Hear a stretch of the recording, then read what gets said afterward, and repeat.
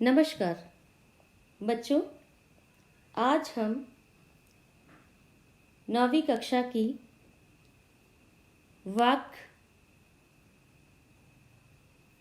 पाठ से प्रश्न अभ्यास के बारे में विचार विमर्श करेंगे। बच्चों, इसका अर्थ, इसके शब्दार्थ और इसका जो सार है वो इसके पहले वीडियो में आप लोग पढ़ चुके हैं। आज यहाँ पर हम प्रश्न अभ्यास पर चर्चा करेंगे और कुछ अतिरिक्त प्रश्न भी हैं, उन्हें भी हम देखेंगे। देखिए, पहला प्रश्न है, रस्सी यहाँ किसके लिए प्रयुक्त है और वह कैसी है? कवित्री ने रस्सी शब्द का प्रयोग आती जाती सांस एवं जीवन जीने के कमजोर साधनों को कहा है। दूसरा देखिए, कवित्री द्वारा मुक्ति के लिए किए जाने वाले प्रयास व्यर्थ क्यों हो रहे हैं? कवित्री द्वारा मुक्ति के लिए किए जाने वाले प्रयास इसलिए व्यर्थ हो रहे हैं क्योंकि अज्ञानवश उसने कमजोर साधनों का चुनाव किया है। मुक्ति के लिए जितना प्रयास किया जाना चाहिए कवित्री ने नहीं किया, फलतः प्रभु द्वारा उसकी पुकार नहीं सुनी जा रही है। इसके बाद आप अगला प्रश्न देखिए, कवित्री का घर जाने की चाह से क्या तात्पर्य है? कवित्री का घर जाने की चाह से तात्पर्य है इस संसार के आवागमन से छुटकारा पाना और ईश्वर से मिल जाना। हम ईश्वर की संतान हैं, हमारी आत्मा उस परमात्मा का अंश है। इस प्रकार ईश्वर का घर ही आत्मा का वास्तविक घर है। कहने का अर्थ क्या हुआ कि कवित्री जो है संसार के जन्म मरण के चक्कर से मुक्त पाना चाह रही हैं। वो होता है ना कि जैसे जन्म हुआ, फिर मृत्यु हुई, फिर जन्म हुआ, तो वो कह रही इस चक्र से जो है उनको मुक्ति चाहिए।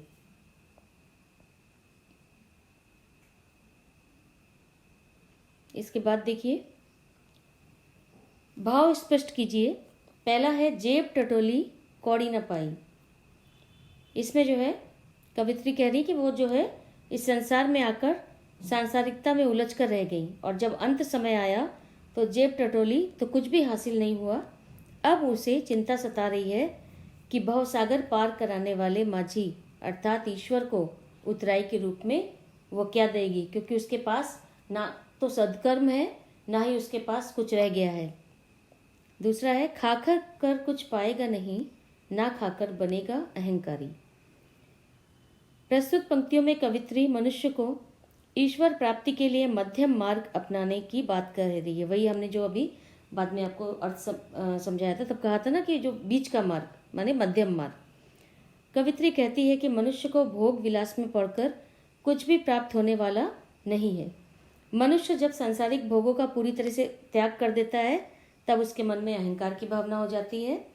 तो अतः भोग त्याग सुख दुख के मध्य का मार्ग अपनाने की बात यहाँ कवित्री कह रही है। वो कह रही बीच का मार्ग जब हम अपनाएंगे तभी जो है ईश्वर की ओर जाने वाले जो दरवाजा है वो खुलेगा।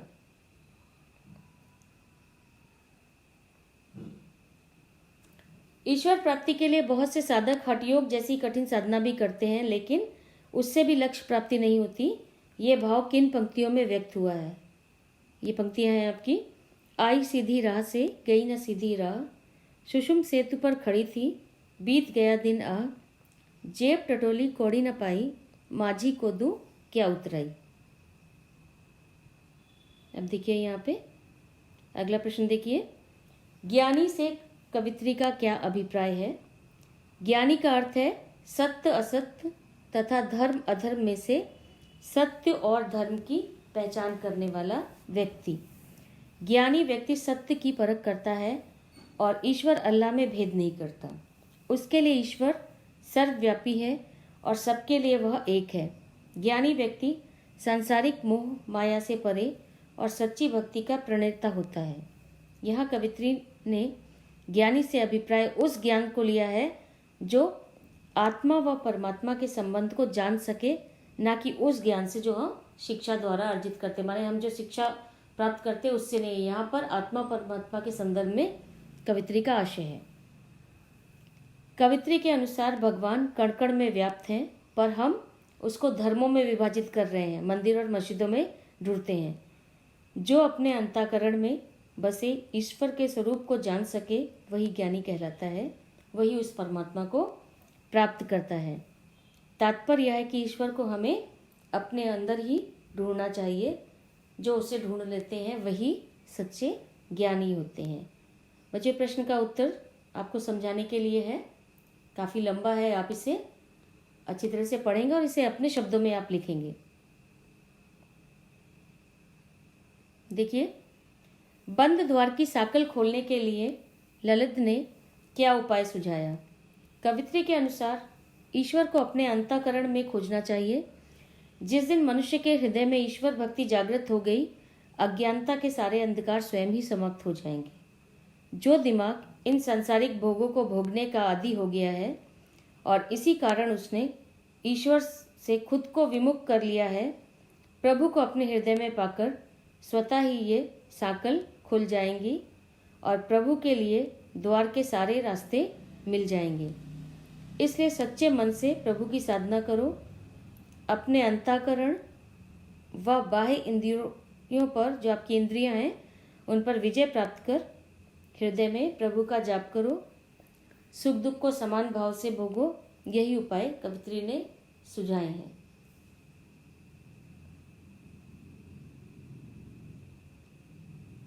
देखिए,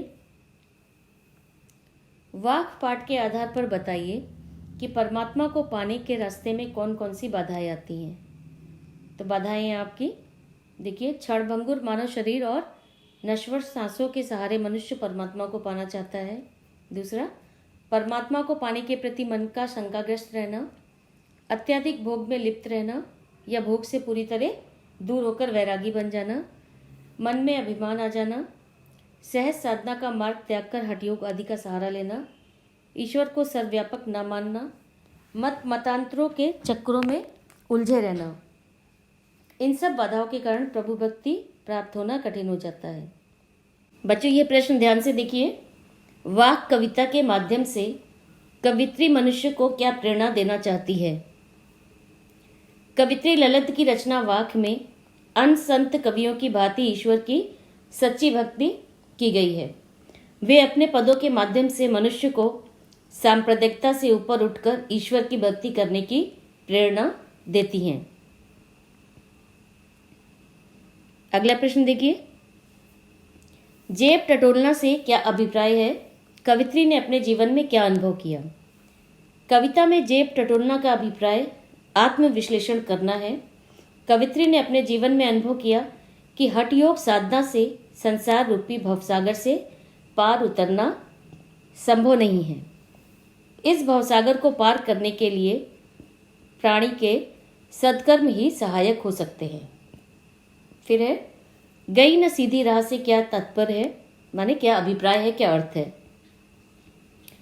गई न सीधी राह से यह तात्पर्य है कि कवित्री ने भक्ति के सरल मार्ग पर चलने के बजाय हठयोग का जटिल मार्ग अपनाया और वह उस मार्ग पर चल पड़ी जो मार्ग सीधा नहीं था, माने वो मार्ग भटक गई।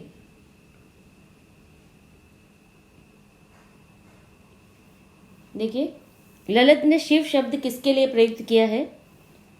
ललित ने शिव शब्द प्रकृति के कण कण में बसे परमात्मा के लिए प्रयोग किया है। कवित्री ने साहिब किसे कहा है। कवित्री ने साहिब ईश्वर के लिए कहा है।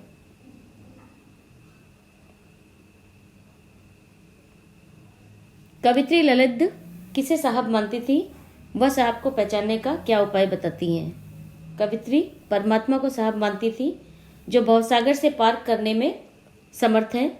वह साहब को पहचानने का यह उपाय बताती थी कि मनुष्य को आत्मज्ञानी होना चाहिए, आत्मज्ञान प्राप्त होना चाहिए उसे। वह अपने विषय में जानकर ही साहब को पहचान सकता है। नाव किसका प्रतीक है और कवित्री उसे कैसे खींच रही है।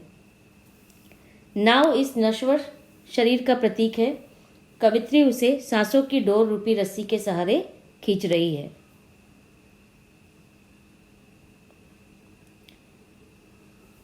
स्वयं को जानने से ईश्वर को कैसे पहचाना जा सकता है? कवित्री के अनुसार ईश्वर सर्वव्यापक है, वह किसी सीमा में नहीं बंधा हुआ है, उसका वास तो स्वयं मनुष्य के हृदय में है।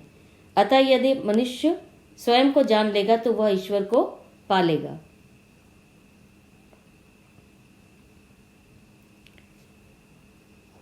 बच्चों, यहाँ पे काफ़ी आपको जो है अतिरिक्त प्रश्न दिए हैं, क्योंकि आपके पाठ्यक्रम में जो है काफ़ी जो प्रश्न है वो बाहर से आते हैं, या वो प्रश्न जो है कुछ घुमा फिरा के आते हैं, जिनका आपको उत्तर देना होता है। पीछे में जो प्रश्न अभ्यास दिए गए हैं हमेशा उसमें से नहीं आते। वाक्य में रस्सी किसके लिए प्रयुक्त हुआ है और वह कैसी है?